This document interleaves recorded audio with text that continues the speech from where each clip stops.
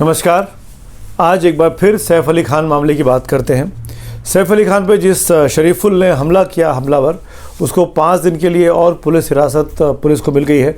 पूछताछ करने के लिए कोर्ट में उसकी पेशी हुई थी। पुलिस ने कहा कि वो हथियार कहाँ से लेके आया, कहाँ से ख़रीदा, वो तफ्तीश उसको करनी है। हालांकि शरीफुल के जो वकील थे उनका ये तर्क था कि शरीफुल का सारा सामान पुलिस ने ऑलरेडी कब्जे में ले लिया है, सीन को रिक्रिएट कर लिया है, स्पॉट पर लेकर चली गई है, पकड़ लिया है उसको, तो अब उसको पुलिस कस्टडी की ज़रूरत नहीं है, उसको न्यायिक हिरासत में भेज देना चाहिए। पर उनकी नहीं सुनी और 5 दिन के लिए अदालत ने, मुंबई की लोअर अदालत ने शरीफुल को मुंबई पुलिस के हवाले कर दिया ताकि वो और इन्वेस्टिगेशन को आगे बढ़ा सके। दूसरा अपडेट इस मामले में ये है कि सैफ अली खान ने भी अपना बयान पुलिस के सामने रिकॉर्ड करा दिया है और उसके मुताबिक सैफ अली खान करीना कपूर अपने बेडरूम में थे, सो रहे थे। अचानक उन्होंने शोर शराबा सुना, वो दौड़ के अपने बेटे के कमरे की तरफ गए, जिसका नाम जहांगीर है, जिसको जे कह के पुकारते हैं। उस कमरे में गए, वहाँ पर वो नैनी की आवाज़ थी, नैनी चीखी थी, जिसके साथ झड़प हुई शुरुआती तौर पर उस हमलावर की। और उसके बाद वहाँ पर सैफ अली खान ने अपने बच्चे को देखा जो कि रो रहा था। बच्चे को बचाने के लिए करीना कपूर गई। वहाँ पे उस बीच में हमलावर के बीच और सैफ अली खान के बीच झड़प हुई और हमलावर के हाथ में चाकू था, वो चाकू सैफ को लग गया जब सैफ ने उनको पकड़ने की कोशिश की। ये सैफ का बयान है जो कि अखबारों में कोट किया गया है, वेबसाइट पे छपा है, जो पुलिस को उन्होंने कल रात को रिकॉर्ड करा दिया है। ये अभी तक का ऑफिशियल अपडेट है इस पूरे मामले पर। एक और महत्वपूर्ण डेवलपमेंट हुआ है। शरीफुल इस्लाम जाकिर, जिसका नाम है, जो कि हमलावर है, बांग्लादेशी है।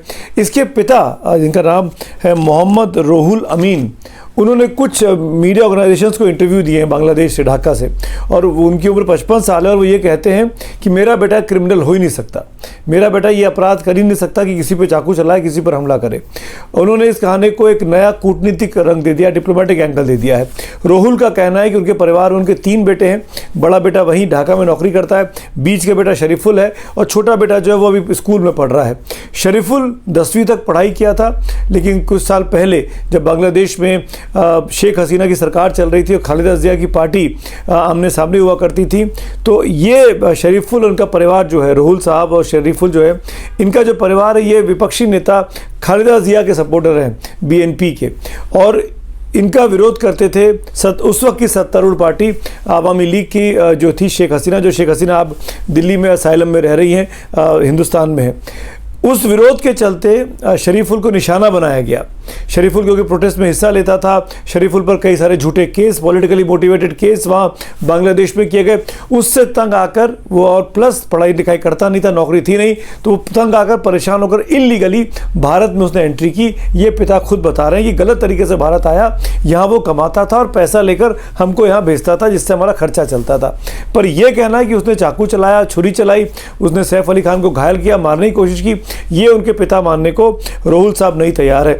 उन्होंने कहा है इस नए विवाद में एक नया रंग दे दिया है कि वो अपनी नई सरकार, क्योंकि अब वहाँ पर बीएनपी और मुस्लिम लीग की सरकार चल रही है, राहुल ने कहा कि मैं अपनी सरकार से, जो कि उनके समर्थन में है, उस सरकार से अपील करूंगा कि उनके बेटे की जो गिरफ्तारी हुई है शरीफुल की यहाँ हिंदुस्तान में, मुंबई में, उस मामले को डिप्लोमेटिक लेवल पर उठाया जाए, यानी कूटनीतिक चैनलों के जरिए उठाया जाए और भारत से उनके बेटे को वापस लेने की मांग की जाए, क्योंकि उनका बेटा इस पूरे मामले में इन्वॉल्व हो ही नहीं सकता। हालांकि बाप की बेटे से बात नहीं हो पाई है। इधर बेटे की तरफ से बयान छपा है मुंबई पुलिस के हवाले से कि बेटे ने कहा कि शरीफुल ने कि मैंने हमला किया, मैं ही वो व्यक्ति था जिसने सैफ को घायल किया, और लेकिन अब मैं वापस बांग्लादेश जाना चाहता हूँ, मुझे मेरे घर वापस लौटा दो, मैं यहाँ नहीं रहना चाहता हूँ। ये शरीफुल का कहना है। लेकिन अपराध अगर किया है, हमला किया है, जैसे कि मुंबई पुलिस के हवाले से बयान सामने आया कि उसने अपना जुर्म कबूल कर लिया है, तो इस पूरे मामले पर अब मुंबई पुलिस को लेकर उनकी भूमिका पर सवाल खड़े हो जाते हैं। पहली बात कि जो पिता कह रहा है कि शरीफुल ने हमला नहीं किया, तो मुंबई पुलिस के पास क्या सबूत है? क्योंकि उस पूरी सोसाइटी में, सदगुरु शरण जो कि सोसाइटी का नाम है, अपार्टमेंट का नाम है, वहाँ पर सीसीटीवी कैमरेज लगे, वीवीआईपीज रहते हैं।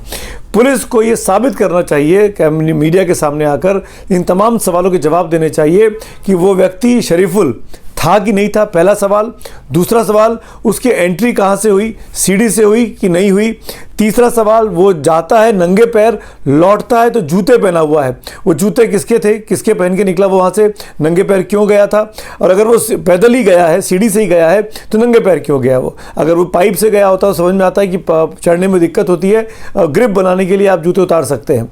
चौथा सवाल, शरीफुल इस्लाम के पिता का जो कहना है कि उनका बेटा यह हमला नहीं कर सकता, तो ये समझाना चाहिए, पुलिस को बताना चाहिए, मीडिया को, कि क्या शरीफुल इस्लाम उस परिवार में, उस सैफ अली खान के फैमिली में किसी को जानता था जो सीधे तौर पर डोरबेल बजाकर पहुंचा? क्योंकि वो ड्राइंग रूम में या वेटिंग एरिया में नहीं था, वो कहाँ पे था? वो जहांगीर के कमरे में पहुंच गया था। क्या जहांगीर का कमरा घुसते से ही बेडरूम है उनके घर में? वो उस कमरे तक कैसे पहुंच गया? और जबकि कहा जा रहा है, पांचवा सवाल, कि सैफ अली खान के घर में बायोमेट्रिक्स की एंट्री, यानी आप उंगली लगाते हैं, आंख दिखाते हैं, चेहरा दिखाते हैं, उनके जरिए दरवाजे खुलते हैं। तो शरीफुल का क्या बायोमेट्रिक वहाँ दिया हुआ था? वो कैसे पहुँच गया? ये कुछ सवाल है जो मुंबई पुलिस अब तक जवाब नहीं दे रही है। मुंबई पुलिस ने चाकू निकाल लिया, चाकू पा लिया, चाकू कहाँ से खरीदा गया वो इन्वेस्टिगेट करना चाहती है।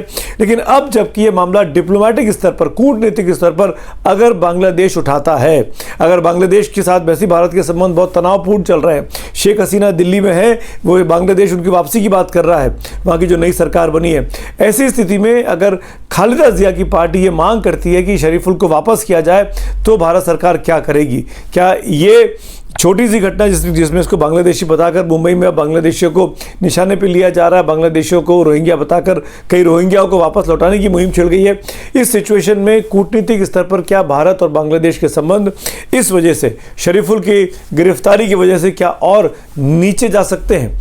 इस पर अब आने वाले वक्त में हम सब की निगाहें होनी चाहिए।